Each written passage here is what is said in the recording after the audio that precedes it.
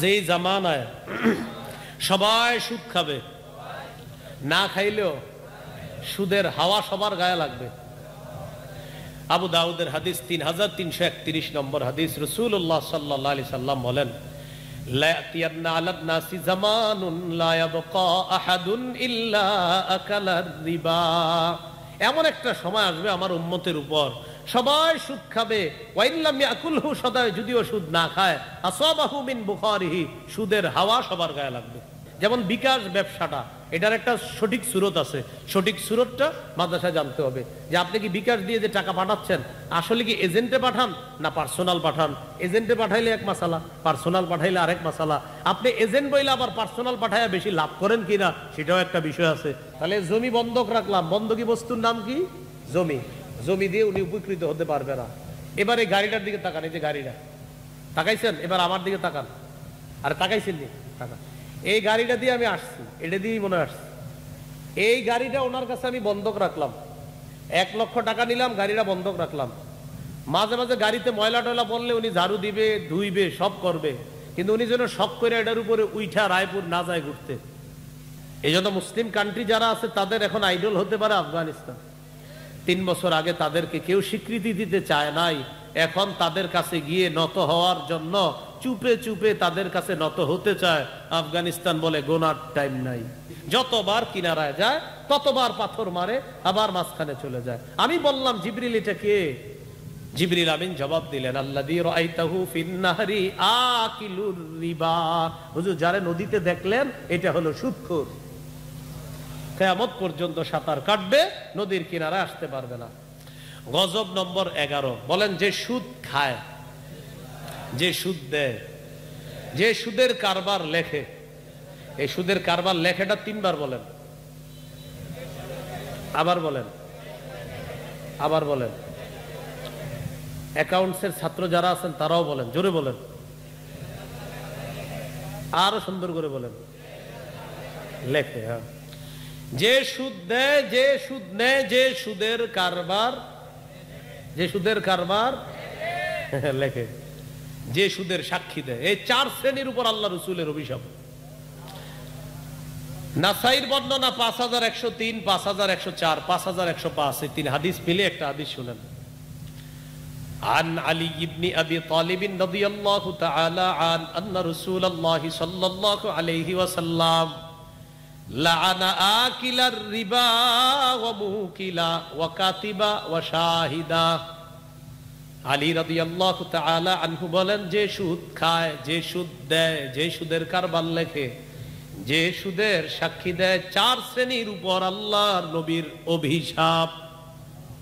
আল্লাহ নবীর কি অভিশাপ? গজব নাম্বার 12, বলেন জেনে শুনে সামান্য সুদ খাওয়া, 36 বার জিনা করার চেয়ে বড় অপরাধ করা। মুসনাদে আহমদ হাদিসের কিতাব 21957 নম্বর হাদিস। রাসূলুল্লাহ সাল্লাল্লাহু আলাইহি সাল্লাম বলেন, দিরহামু রিবান ইয়াকুলহু রাজুল ওয়া হুয়া ইয়ালামু আশাদ্দু মিন 36 জিনা। জেনে শুনে 1 দিরহাম পরিমাণ সুদ খাওয়া 36 বার জিনা করার চেয়ে বড় অপরাধ করা। গজব নাম্বার 13, আল্লাহ না করেন কেউ যদি সুদী লেনদেন অবস্থায় মারা যায়, আল্লাহ নিজের উপর ওয়াজিব করে নেয় যে আমি তোরে জান্নাত দিব না। এই জন্য বারবার বলছি, এটা থেকে ফিরে আসেন। বাবারা, ভাইয়েরা, চাচারা, সমবয়স্করা, এই অপরাধ করেন না। এই অপরাধ এখন অপরাধ ভাবতেছে না মানুষ।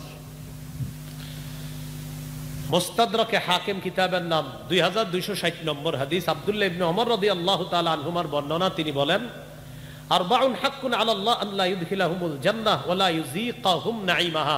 4 শ্রেণীকে জান্নাত না দেওয়া আল্লাহর হক। মুদমিলুল খাম, মদ পানকারী। 2 নাম্বার আকিলুর রিবা, যে ব্যক্তি সুদ খায়। 3 নাম্বার আকিলু মালিল ইয়াতীম, যে ব্যক্তি এতিমের সম্পদ ভক্ষণ করে। 4 নাম্বার আল আকুলি ওয়ালিদাই, পিতা মাতার নাফরমান সন্তান। এজন্য সাবধান, আপনি নাফরমান অবস্থায় যেন আপনার বাবা মা মারা না যায়, সাবধান। যারা জীবিত আছে এদের কাছে নাফরমানি করবেন না, নাফরমান অবস্থায় রাইখা যেন আপনারে না যায়। এই 4 শ্রেণীকে জান্নাত না দেওয়া আল্লাহর হক। গজব নাম্বার 14, এটা মনে রাখতে হবে। বলেন এমন একটা জামানা আসবে, যেই জামানায় সবাই সুদ খাবে, না খাইলেও সুদের হাওয়া সবার গায়ে লাগবে। আবু দাউদের হাদিস 3331 নম্বর হাদিস, রাসূলুল্লাহ সাল্লাল্লাহু আলাইহি সাল্লাম বলেন, লা ইয়াতিয়ান্না আলান নাসি জামানুন লা ইয়াবকা আহাদুন ইল্লা আকালার রিবা। এমন একটা সময় আসবে আমার উম্মতের উপর, সবাই সুদ খাবে। ওয়া ইল্লাম ইয়াকুলহু, সদায় যদিও সুদ না খায়, আসাবাহু মিন বুখারিহি, সুদের হাওয়া সবার গায়ে লাগবে। চলেন আপনার এক কাপ চা খাওয়াই, বইলা বাজারে নিয়ে গেছে। তো বাজারে নেওয়ার পর 5 টাকার দামের এক কাপ চা খাওয়াই দিছে। চা খাওয়ানোর পর উনি মাশাআল্লাহ চলে আসছে, তো ওনার কোনো গুনাহ হবে না, কিন্তু চা খাওয়াটা। উনি আসছে, আসার পর উনি আপনার নামাজ পড়ছে, ফজর জোহর আসর, ফজর জোহর আসর পড়ছে, ভালো লাগছে। মাগরিব এশায় ওনার ভালো লাগে নাই, নামাজটা বইরা মজা পায় নাই। ইমাম সাহেবের কাছে গেছে, ইমাম সাহেব আপনার পিছিয়ে আজকে 5 ওয়াক্ত নামাজ পড়লাম, 3 ওয়াক্তে মজা পাইছি, 2 ওয়াক্তে মজা পাইনি, কেন? ইমাম সাহেব বলে, আজকে আসরের পর কিছু খাইছেন? কয়েক কাপ চা খাইছি, বন্ধু খাওয়াইছে। তো বলতেছে, আপনার বন্ধু খাওয়াইছে, আপনার তো কোনো গুনাহ হয় নাই। বন্ধু 5 টাকা কি সুদের টাকা দিল কিনা? যদি সুদের টাকা দিয়ে থাকে তো আপনি যদিও ডাইরেক্ট সুদ খান নাই, আপনার গুনাহ হয় নাই, কিন্তু সুদের হাওয়া পেটে ঢুকে গেছে, টেনশনে পড়ে গেছেন, ঠিক না? সেই জন্য খাইতে সাবধান। ওই নাউজুবিল্লাহ, এখানে আবার অনেকে একটা ভুল ধারণা করতে পারে। যেমন আমি কোনো মাহফিলে খানা খাই না, তো যদি মাদ্রাসার মাহফিল, আবার আমার ছাত্র ভাই মাদ্রাসায়, তো উনি বলতে পারে জুনায়েদ ভাই যে এই জন্য মনে আরিফ বিন হাবিব কোথাও খানা খায় না, এই আলোচনার করে। নাউজুবিল্লাহ, এই বদ ধারণা কোনো মাহফিল কর্তৃপক্ষের উপর আমার নাই। আমি কোথাও খানা খাই না, আমি বাসা থেকে খানা নিয়ে আসি আমার স্বাস্থ্যগত কারণে। এই জন্য এই জায়গায় কথাটা এই জন্য বললাম। আর আমি হইতে পারে বয়ান থেকে নামার পরে বলবে খানা খাবেন, কিন্তু আমি কিন্তু খানা খাই না, কোথাও খানা খাই না। এই জন্য এই বদ ধারণা না আসা সাবধান। নাউজুবিল্লাহ, কর্তৃপক্ষ কোনোদিনও এই ধারণা আমি করি না, নাউজুবিল্লাহ, এটা ফালতু কথা। তো আমি যে বিষয়ে খানা খাই না কেন, আমি খানা খাই না স্বাস্থ্যগত কারণে, কোথাও আমি খানা খাই না, খানা বাসা থেকে নিয়ে আসি। আসতে আসতে আপনাদের রায়পুর রেল স্টেশনে আসার ঠিক 2 কিলো আগে আমার খানা শেষ হয়েছে আজকে, মানে গাড়িতে বসে বসে আজকে খাইছি। তো যে বিষয়টা হলো 14 নাম্বার গজব, সুদ না খাইলেও সুদের হাওয়া সবার গায়ে লাগবে। তাহলে দেখছেন কিভাবে লেগে গেছে। আল্লাহ তাআলা বলেছেন, কুলু মিনাত তাইয়্যিবাত, আগে হালাল খাও, ওয়া আমালু সলিহা, এরপর নেক কাজ করো। নেক কাজের পূর্ব শর্ত হালাল খাওয়া। এজন্য আপনার যখন খাদ্য হালাল না হবে, আর কেউ যদি আপনারে কৌশলে ভিতরে ঢুকায় দেয় উল্টা পাল্টা, বিপদে পড়ে যাবে। গজব নাম্বার 15, আত-তারগীব ওয়াত-তারহিব কিতাবের নাম, 3 নম্বর খণ্ড, 70 নম্বর পৃষ্ঠা। রাসূলুল্লাহ সাল্লাল্লাহু আলাইহি সাল্লাম বলেন, বাইনা ইয়াদাই সাআতি ইয়াজহারু যিনা ওয়ার রিবা ওয়াল খাম।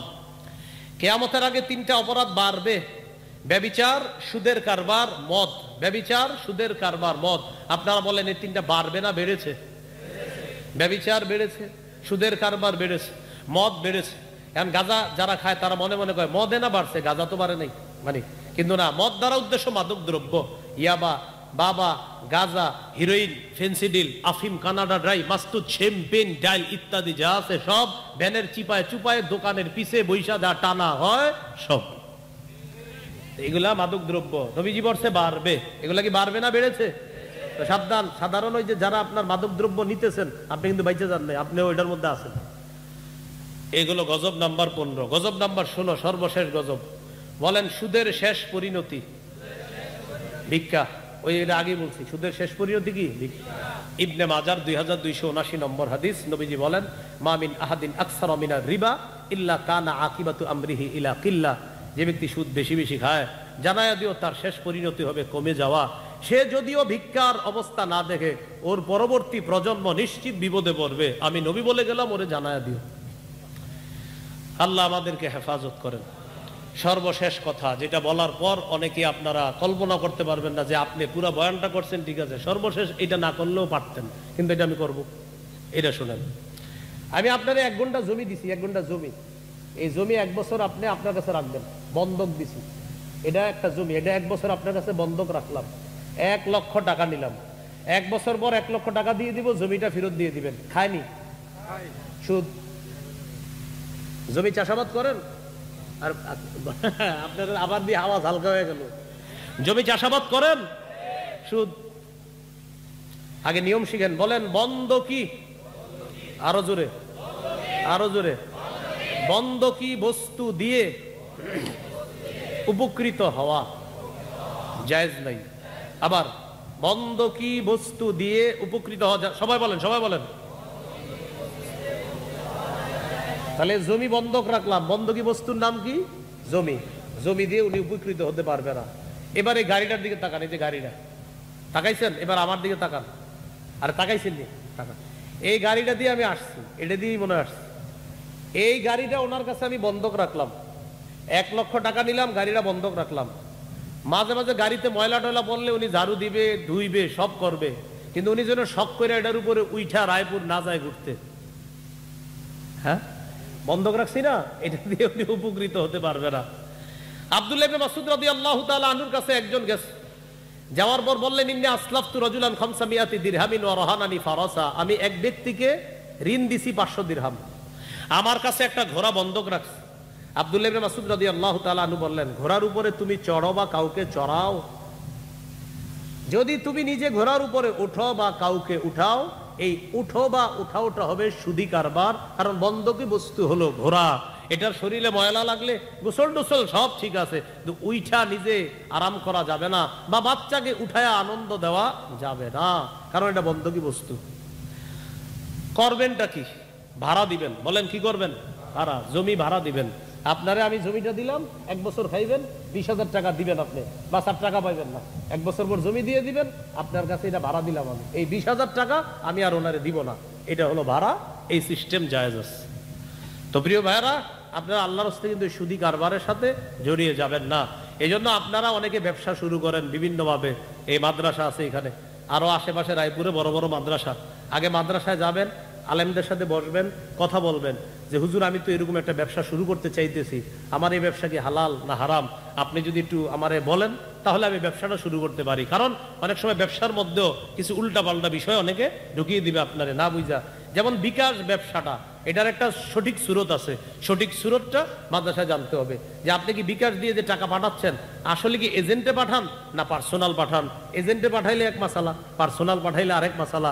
আপনি এজেন্ট বইলে আবার পার্সোনাল পাঠাইয়া বেশি লাভ করেন কিনা সেটাও একটা বিষয় আছে।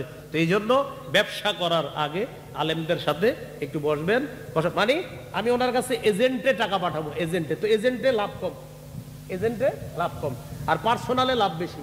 তাহলে আমি তো এজেন্ট, আমি ব্যবসায়ী কি এজেন্ট, তো এজেন্টে পাঠাবো, পাঠাইছি পার্সোনালে, তাহলে এজেন্টের লাভ কম, পার্সোনালে বেশি। এই যে পার্সোনালে বেশিটা করতেছেন, এটা কি সঠিক হচ্ছে কিনা এটা একটু আলেমদের কাছ থেকে আপনি বসতে হবে। আপনি কোন সুরতে বিকাশ ব্যবসা করেন, আপনি কোন সুরতে নতুন নতুন বিভিন্ন ব্যবসায় জড়িয়ে যাচ্ছেন, এগুলো আলেমদের কাছ থেকে জানতে হবে।